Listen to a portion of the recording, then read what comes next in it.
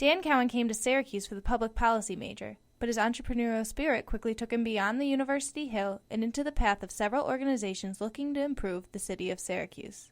My freshman-sophomore year, I just kind of reached out to these people, and they came to me with open arms, and they all believe in the city, and they're trying their best to push the city forward, but they can use even more help. So when students are proactive and say, oh, you know what, I've got some time on my hands, and I'd love to kind of be part of the city as well, just by reaching out to these people, you can really get involved. Dan's love of food helped him connect with the city and meet people that most students may never interact with, which ultimately led to his decision to run for Syracuse Councilor at Large this fall. I kind of went to all these different restaurants, and I was like, wow, there really is some really good food in Syracuse, and it's incredibly diverse. And in addition to kind of reaching out to all these communities, I realized I'd really started to fall in love with the city, not just because of the people here, but because of the food, but because of the infrastructure, and because of the incredible potential that the city had. Some of the people Dan met were part of the city's Congolese population, and it wasn't long after that, Dan helped create learning groups to help the Congolese people learn how to best thrive in the city and further the talents they already possessed.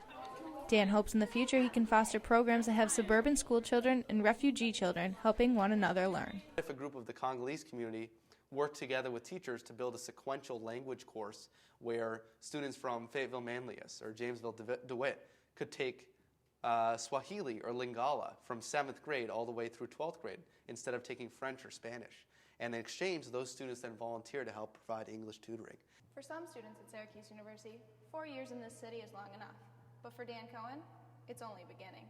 In my 4 years here, the place I've learned the most is when I go downtown and I'm talking to these leaders or working with these leaders in Syracuse.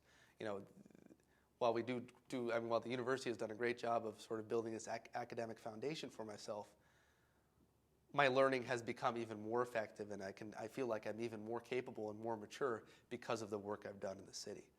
And for Dan, he couldn't imagine having spent the past 4 years any differently. And so I've had a ton of fun. I've had a ton of fun going from 6:30 to 9 o'clock doing these different things. It's what I love to do. So kind of the naysayers in that point, it's my passion. It's what I believe in. Caitlin Richards, Citrus TV News.